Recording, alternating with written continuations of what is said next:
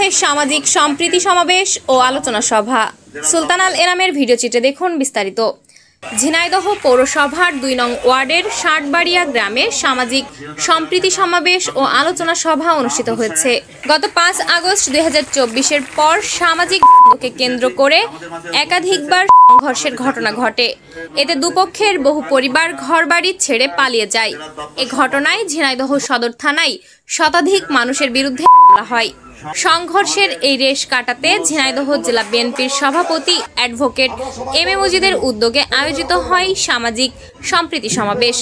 বুধবার সকাল ১০টায় ষাটবাড়িয়া ঋষিপাড়ার মন্দিরে এই আলোচনা সভা অনুষ্ঠিত হয়। সভায় বক্তারা সামনের দিকে মিলেমিশে বসবাসের শপথ নেন। বিশেষ করে মন্দির প্রাঙ্গণ থেকে সকলকে সামাজিক সম্প্রীতি রক্ষার অঙ্গীকার করানো হয়। এ সময় অতীতে মাদক ব্যবসা ও সেবনের সঙ্গে জড়িতদের সতর্ক করা হয়। ভবিষ্যতে কেউ মাদক বিক্রি বা সেবনে জড়িত হলে তাদের বিরুদ্ধে কঠোর ব্যবস্থা নেওয়ার ঘোষণা দেওয়া হয়। এছাড়া এলাকায় শান্তি শৃঙ্খলা বজায় রাখতে ১০ জন মাতুব্বর ও ১০ জন জ্ঞানী ব্যক্তিকে নিয়ে ২০ সদস্যের একটি কমিটি গঠন করা হয়। স্থানীয় কোনো সমস্যা হলে প্রথমে এ কমিটি সালিশ করবে। যদি সমাধান না হয় তবে ঝিনাইদহ সদর থানার ওসি আব্দুল্লাহ আল মামুনের সহযোগিতা নেওয়া হবে। এ আলোচনা সভায় প্রধান অতিথি হিসেবে উপস্থিত ছিলেন ঝিনাইদহ জেলা বিএনপির সভাপতি অ্যাডভোকেট এম এ মজিদ। বিশেষ অতিথি হিসেবে উপস্থিত ছিলেন ঝিনাইদহ জেলা বিএনপির সাধারণ সম্পাদক জাহিদুজ্জামান মনা, সিনিয়র সহসভাপতি আক্তারুজ্জামান, অতিরিক্ত police super Jhenaidah circle Mahfuz Hossain, Jhenaidah জেলা বিএনপির সিনিয়র যুগ্ম সাধারণ সম্পাদক আব্দুল মজিদ বিশ্বাস। এ সভায় সভাপতিত্ব করেন ঝিনাইদহ সদর থানার ওসি আব্দুল্লাহ আল মামুন, শাম্মী আক্তার।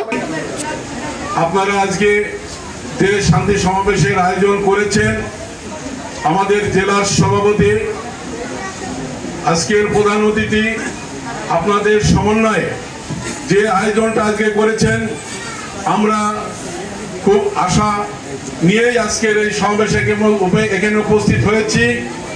আগামী দিন আপনারা আপনাদের একে অপরের সম্প্রতি বজায় রাখবেন, একে অপরের আত্মীয়, এখানে বিদ্যুৎ বলেছে অলোক আত্মীয়, বিদ্যুৎ অলোকের আত্মীয় ইত্যাদি ইত্যাদি বলেছেন।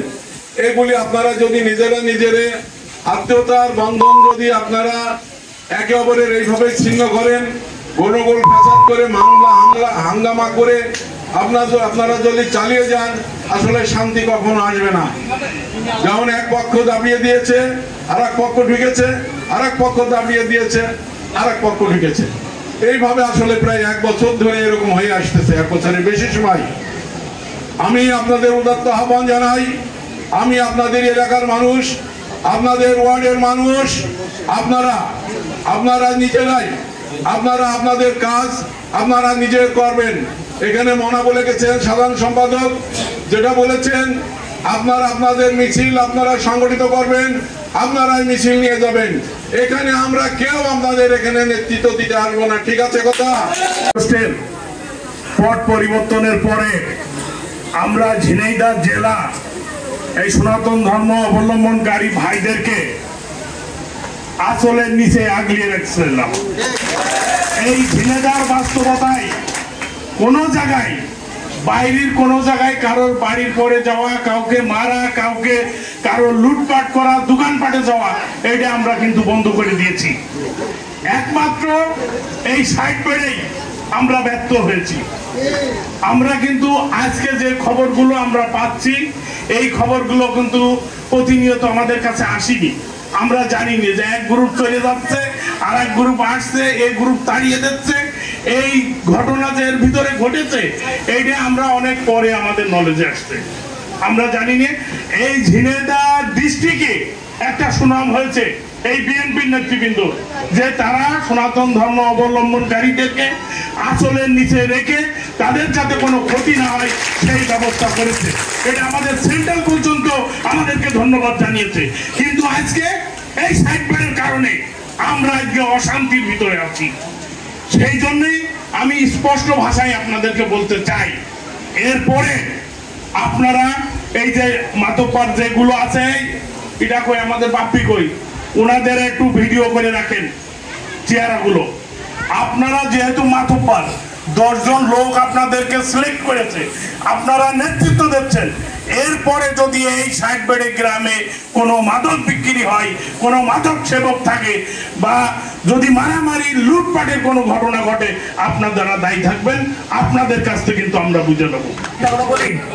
আমরা তো মিথ্যা শপথ করি না। তার মানে আপনারা যারা শপথ নিয়েছেন, আমি ধরে নিচ্ছি আপনারা কোনোদিন আপনাদের এই মন্দিরের পবিত্রতা রক্ষার স্বার্থে আপনারা কোনোদিন আর কখনো মাদক ব্যবসা করবেন না। এবং আজকের পর থেকে কোনো রকম গন্ডগোল, কোনো রকম জ্ঞানজাম ফ্যাসিলিটি আপনারা যাবেন না। আপনারা একজনের ভাই, আপনারা একজনের চাচাবাদি যা, আপনারা কেন গন্ডগোলে যাবেন? সুতরাং আজকের পর থেকে যা হয়ে গেছে। আজকের পর থেকে এই যে আমরা এখানে যারা আছি, আর এখানে দেখেন আপনাদের সবাই কিন্তু প্রচন্ড ব্যস্ত না, সব ব্যস্ততা রেখে আপনাদের মাঝে উপস্থিত হয়েছেন। আপনারা তাদের সম্মানার্থেও আজকের পর থেকে এখানে কোনো রকম গন্ডগোল, কোনো রকম পেছাতে যাবেন না। কথা দিচ্ছেন একদম শিকড় পর্যন্ত, এই ঋষিমারাতের শিকড় পর্যন্ত পরিষ্কার কথা। যত বড় যার সাথে সম্পর্ক থাকুক না কেন, যে কোনো নেতার সাথে সম্পর্ক থাকুক না কেন, আমি আজকে পরিষ্কার বলে দিচ্ছি, আমাদের থানা বিএনপি, পৌর বিএনপি সব নেতা রেখে আছে। বিএনপির কোন নেতারা এই 60 বেড়ে গ্রামে কোনো ব্যাপারে কোনো পক্ষে কথা বলবে না। আগামী 2-1 দিনের মধ্যে ওসি সাহেব বলবে কবে ডাকবে, এই 20 জন লোক ডেকে কাউন্সিল করবে, 20 জন লোকে ডেকে তাদের মৌলিক কি সমস্যাগুলো আসলে দেখবে, শুনবে এবং ব্যবস্থা নেবে। এই 20 জন লোক ঐক্যবদ্ধ থাকতে হবে। এই 20 জন লোক ঐক্যবদ্ধ থাকলেই আমার মনে এই গ্রামে অশান্তি হওয়ার কোনো সুযোগ নেই। আমি আনুষ্ঠানিকভাবে ঘোষণা দিচ্ছি, এখানে 2টা মন্দির আছে, 2টা মন্দিরে তো পূজা উঠবে না? 2টা মন্দির পূজা উঠবে না? এই 2টা মন্দিরে আগামী পূজা উৎসব পালন করার জন্য আমি ব্যক্তিগত পক্ষ থেকে 2টা মন্দিরে 10,000-20,000 টাকা অনুদান দেব। সামাজিক উন্নয়নমূলক কর্মকাণ্ড করার জন্য লাস্টেরা গাড়ি বলো, সামাজিক স্কুল বলো, নাইট স্কুল বলো, ছেলেমেয়েদের লেখাপড়া করার জন্য যা যা করণীয় আমার বললে আমি সেটা ব্যবস্থা করবো। আমরা অশান্তি চাইলে ফুলের বাগান চাই ঋষিপাড়া, এই 60 বেড়ে ঋষিপাড়া দুর্নীতিমুক্ত, সন্ত্রাসমুক্ত, মাদক মুক্ত, ফুলের বাগানে ভরপুর করতে হবে।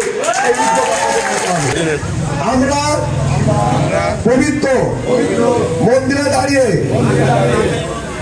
মা কালী মন্দিরে দাঁড়িয়ে ভগবানকে সাক্ষী রেখে শপথ করছি যে এই 60 বেড়ে গ্রামে আমরা এই লোকগুলো একসাথে মিলেমিশে চলবো। গ্রামে কোনো আইন শৃঙ্খলা বিঘ্ন হতে দেব না, সন্ত্রাসী কর্মকাণ্ড হতে দেব না, মাদক বেচা কিনা করতে দেব না, সবকিছু আমরা একসাথে মোকাবেলা করব, এই বলে অঙ্গীকার করছি। যদি আমরা করি, এই গ্রামে করে, এর দায় দায়িত্ব আমরা এই 10 জন বহন করবো, 20 জন বহন করবো, মাত্র 10 জন আপনাদের 20 জন বহন করবো। ঠিক আছে?